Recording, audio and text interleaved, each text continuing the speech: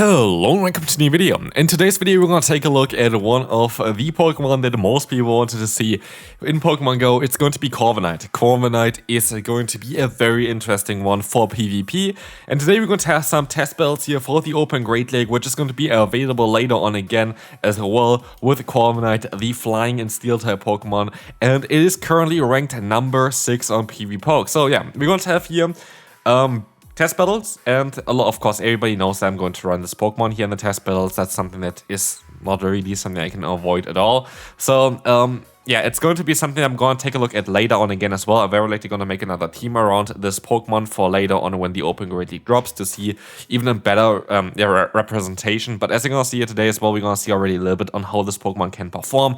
And what you see on the right side is I actually got amazing IVs. And why do I say that this is amazing IVs is because it is quite difficult to get a good one for this Pokemon. You can only get this Pokemon from 2km tags. Now, Go Battle League rewards as well, they changed that. And the lures, basically, the magnetic lures only. I used 11 magnetic lures to get all of the Pokemon basically here for this video then. And 11 magnetic lures allowed me to catch 12 Rockety. 12. So basically an average of 1 per lure. And that's just not worth it. Like, I'm sorry, it's just not worth it. So, one thing that I wanted to check out real quick as well on the side, on how long the event is going to run, because you're going to have a community day on for the weekend, and it might be worth it for you to maybe wait out for that. I'm just going to check on how long this event is going to run here. The Steel type event is still resolved 5 days and 8 hours. If this falls during the community day, it would be the best for you to wait until the community day. It does fall during the community day, so you can play this event still on the Worlds Community Day on Saturday. So what I would recommend you, instead of just going outside like I did here right now and put in all the lures and like be like, yeah, I just want to get all the Pokemon immediately, I would recommend you to keep your magnetic lures, wait until the Worlds Community Day, because then you have 3 hours of them instead of 30 minutes of them. Because this Pokemon is quite difficult to obtain, it would be in your best interest to keep your lures and yeah, leave them for the World Community Day for this weekend and have 3 hours of them instead of just 30 minutes. So I'm also going to do the same as well for the next time I'm going to use my lures. Here we're going to lose a battle. I'm mostly going to keep them for Saturday. So anyway, how good is this Pokemon? How good is Corviknight? One thing that I can definitely say is the pacing is really nice for this Pokemon. Like, I did not expect that Sand Attack would give you that much of access to the moves that fast, basically. Like, the thing here for Corviknight is this Pokemon definitely is going to be able to go to those Iron Heads and those Sky Attacks quite fast. If you don't know the stats for the moves, Iron Head does 70 damage and has 50 energy, while the Sky Attack is 85 damage, force 55 energy. So it is always better to go for Sky Attack, and there's going to be one battle here today where I made the mistake to go for an Iron Head instead of the Sky Attack, which is going to be a bit more difficult for me. But it is definitely always best for you in neutral scenarios to go for the Sky Attack in order to do the most amount of damage with your Corviknight. If you didn't see my last video towards Corviknight already, there is a specific IV spread, which is 5-4-1, that can actually have a breakpoint against Diggersby, which could be kind of interesting just for you if you want to hunt them down anyway. But as you're gonna see here, this Pokemon is going to be able to charge very fast, and we have some very solid bulk. As you can see here, 2 foul plays are not going to be enough to knock us out. But yeah, we will see that we're going to be able to get the KO here, and also against the opponent's final Pokemon, we're still going to be even able to survive the fast moves and still get to an Iron Head in time to knock them out. Corviknight is going to be able to claim that KO, and we can move on to the next opponent. So, yeah, again, for Corviknight, I have to say that it is very difficult to get this Pokemon, but it's definitely worth it. Like, this Pokemon is going to be a meta threat for sure, but I don't think it's going to dominate. I have to say, like, from the first time here playing it, I don't feel like it is insanely broken. Like, I do think it's a very good Pokemon. Like, it's definitely something worth getting, but I don't really know if it's insanely broken. I know, like, here, of course, a lot of times I got kind of hard-walled in those battles as well, which does not make it way easier to battle. But I'm actually kind of surprised on how it's not that bulky. Like, it is going to be, like, still bulky enough for you to survive hits, don't get me wrong. Like, it's not squishy whatsoever. It has bulky, like, I think 2100 ranking there, which is not a Zoomer level, but also very in a solid level, basically. It's not going to be the squishiest Pokemon you've ever seen, but here, for example, we got Hardwall in this battle. There's nothing they can do about it. But yeah, definitely something that I thought it would be a little bit bulkier, but it isn't. But still, like the typing itself is one of the best typings that you can currently run. Our team, I think, is actually very, very solid. Should make a lot of sense here.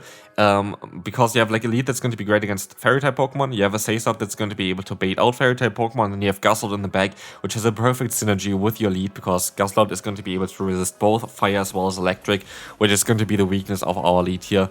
But again, so far it doesn't seem to work out that well, right? We're going to have some very solid games still coming up. Here, by the way, this game I made a mistake. I did not swap out it fast enough, and like that's a big mistake by me. I should have done that way differently. That was the first battle that I actually did with this team. I just didn't really know on how to play the team yet at this point. Like, this was literally the first battle that I ever did with this one. So, like, I still had to get used to having Sand Attack on a Flying-type Pokemon here that doesn't have anything to do with, like, ground. And I had to still think about Guzzlord, which I barely use. Like, Guzzlord is a Pokemon that I feel like is going to have a lot of play this upcoming meta as well, because it's just a great core together with the Corviknight. But I haven't really used Guzzlord at all in ages. Here we decided to swap out because I know that I have my better answer in the back anyway and didn't want to give the Dugong too much farm because we're already a shield down. But we can go for a Sky Attack against the opponent's Talonflame. And as we will see here as well, we can go for an Iron Head against the opponent. We're gonna be able to get the shield from the opponent as well, which is gonna be cool. And they're gonna be able to fully farm us down. They have a ton of energy now, so I'm gonna go into my Guzzlord, hope that they go straight for the charge move. And now it's down to my Primeape in order to win this battle. Let's see if this is gonna work out for us. We have to overfarm perfectly basically in order to have a chance, because we still have to go for 2 charge moves against this opponent's Talonflame. And as they boost their own attack up further and further, I see here already that we are just gonna be a bit too low. They're gonna actually let the move go through, which is interesting. In comes the Dugong. I could have went for the close combat. It would have knocked them out if they would have not used the shield, but they use the shield anyway. And so the opponent is going to win this battle as well.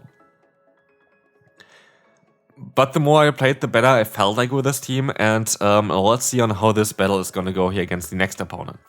We're going to have here another Weakly Tough coming in. That's annoying, but we can go for close combat here. And this is a benefit of having close combat on the Primeape. We are just able to one-shot Weakly Tough, which is amazing, because now all of a sudden we can realign ourselves, which is really important here. In comes the Mandibuzz, and they have a fast move that is resisted, which means we can go for another close combat, which would do tremendous amounts of damage. And so they're gonna decide to use a shield here, which is smart. And yeah, we're going to have now our Guzzlord coming back in, and we're gonna have now the advantage of us resisting the fast move, us resisting Dark Pulse. I don't know why they don't go for Aerial Ace here. Aerial Ace would have been the better move to go for. But I also sneak in all the time a Dragon Tail, which is way more detrimental to the opponent compared to a Snarl. Snarl resisted, Dragon Tail a hard-hitting fast move that is neutral. And they still kind of always want to go for the Dark Pulse. I don't really know why this is the case. I think Aerial Ace is the better move. And of course I have to go for the Sludge Bomb now in order to hit the opponent for neutral damage. We don't run Dragon Claw on this Pokemon. It gives you a bit better coverage if you have Sludge Bomb, for example, for Pokemon like a Zermroll. And here, this is again a matchup where I think we need to go for 2 moves anyway, so it's better to go for the Iron Head. But I don't really play everything perfectly. We have the Sky Attack coming through and a bit of lag there as well. Weak Connection coming in. We're gonna get the shield from the opponent, but I guess at this point it would make sense to go for the Sky Attack over the Iron Head and see on how low we're gonna get them. Because again, Sky Attack does 15 more damage, average damage basically over the Iron Head, so it's kind of more important to go for that. We're gonna go ahead and go for a Brutal Swing, but as you see there, the opponent was able to catch the move. And so we have to go for another fast move, but this should knock them out, and we should be able to win this battle here with 2 shields now. And finally, we kind of saw a little bit of a better matchup for our team. Next opponent is going to have Feraligatr in the lead, and this team is really prepared for Feraligatr because we have the swap out here into the Primeape, which can outspeed Feraligatr. And as Shadow is up against a Shadow Pokemon here, we do tremendous amounts of damage, and we're going to be able to get a boost here. And the opponent is very, very low. Now, low enough maybe even for Sand Tag down, but also we're going to have still our Guzzlord in the back to maybe take a Hydro Cannon later on. And we can even reach another charge move here in time. And this is the benefit of Corviknight now. We're going to have now a matchup where we can just go for the full farm now and do super effective damage, generate a ton of energy, and resist basically everything that they want to go for. Stone is just kind of neutral, but like that's going to be still fine. But we also see the difficulties of Sand Attack. You just don't do damage. And we see it here against the opponent's Clodsire. Yes, they're going to be able to just barely fully farm them down and get a ton of energy here, but this can be in other scenarios really annoying because you just don't have the fast move down potential with this Pokemon. So I am not too sure about Corviknight, I have to say. Like, you see always like me being honest in every video. We're gonna take a look again at Corviknight later on the channel, so definitely stay tuned for this when the Great League drops. I kinda want to take a look at it again there. But I am not sure. I'm honestly not sure about Corviknight. Like, this is going to be... I have an idea for what I want to take a look at maybe later on though. So definitely stay tuned for this. But again, we're gonna see a Bibarel against us. It's going to be okay for us. We can go for another charge move. We most likely gonna knock them out there with this move. We're actually gonna get them kind of low, but not knocking them out. And here we're gonna be able to at least use the energy that we just generated with Iron Head, as well as the next Iron Head coming through again. We're gonna be able to knock them out. And Corviknight, I think, destroyed the entire team here from the opponent. I think we got every kill with the Corviknight, so that is totally fine. And Corviknight actually did something here. Well, now we're going to see here the Malmrally. That's going to be a bit of a tricky one, but let's see if we're going to still be able to win this one. We're going to be able to resist the fast move from the opponent, and funnily enough, this is a bad matchup for Corviknight. Corviknight loses this matchup apparently based on PV Poke in the 0-1 shield scenario. I think you have most likely playing the 2 shields. But yeah, as you will see, they're going to have the Diggersby coming in, and this is the benefit of having Diggersby and like the awkward thing about Primeape. You just don't really have the damage of Primeape, and I feel like Annihilate definitely is currently the better Pokemon to run, and I feel like maybe even for this team the better Pokemon to run. The main reason why I have on this team Primeape over Annihilate is Feraligatr. You're going to be able to outspeed Feraligatr with the Primeape, which you cannot do with the Annihilate, but also you take only neutral damage from them and not super effective damage, so I feel like generally speaking in the meta currently Annihilate is better than Primeape, but for this team Primeape made more sense.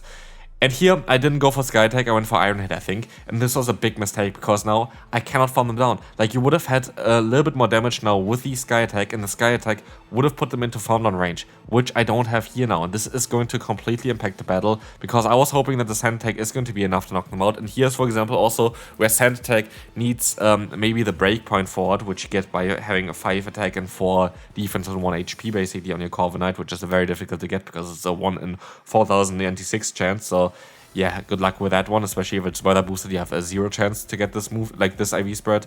But it's gonna allow you to at least beat Diggersby, which might be an interesting shout there. Here for this battle, we're going to have Toxapex against us. This is going to be a bit of a trickier one here again as well. We're going to try our best to go for a double Brutal Swing to get them kind of low. We have the option to at least double resist the fast move of them on the Corviknight while doing super effective fast move pressure. And the cool thing about this scenario as well is that Toxapex actually has low HP stat, which means that 1-turn fast moves are way more difficult for them to deal with than any other fast move, because they have high defense but low HP. But it doesn't really matter because they have too much energy here. And they're going to knock us out, and we can move on to the final battle for today. So, final battle, we're going to have Primeape against us. This is going to be difficult, but they swap out into the Miltank, which we're going to have a solid answer here with our own Primeape. I'm going to use No Shield on the first one. They're very likely to have 2 moves now, but I'm still going to think that's going to be our best play to just No Shield, then now use a shield, and then just mostly one-shot them with a close combat. We can get... I should have went for 2 fast moves here. I should have definitely went for 2 fast moves here. It would have allowed me just to get a free fast move in, like literally absolutely free, because the damage doesn't come through from the rollout yet, and I would have just had like 99 energy there, which would have been better. It doesn't matter at the end of the day, because I have a Drift Limb in the back, which is going to be something that's going to be able to farm me down anyway. We still get a ton of damage onto them, which is cool, because now we can hope and pray that our Gusto is going to be fine here. We have to let the move go through, well knowing that there's a Primeape in the lead. But here we see the issue with Corviknight as a flying type Pokemon. We don't really do flying type damage. Like, what kind of damage are we doing? It is the awkward thing about Corviknight. You don't have fast move pressure with it, unless you're running Air Slash or Steel Wing, but neither of them is better. And then, if you run Steel Wing or the Air Slash, isn't Skarmory just a better version of it then? Like, that's the thing as well. That's the thing that kind of worries me with this kind of Pokemon. I feel like Skarmory has sometimes even a bit more play than it. And Skarmory has basically the same stats. They have basically the exact same stats with each other. And yeah, I don't know. I honestly don't know what I think about this Pokemon. Let me know down below what you think so far about this Pokemon. I'm a bit underwhelmed, I have to say. But this gives at least like still points of improvement for the future maybe for this Pokemon, which I like to see. But it's definitely still better than giving a Drill Peck, which would have just made it absolutely busted. But yeah, that's going to be it for this video. I'm going to take a look at this Pokemon again later on. Check that video out then as well. And I will see you then. Bye bye.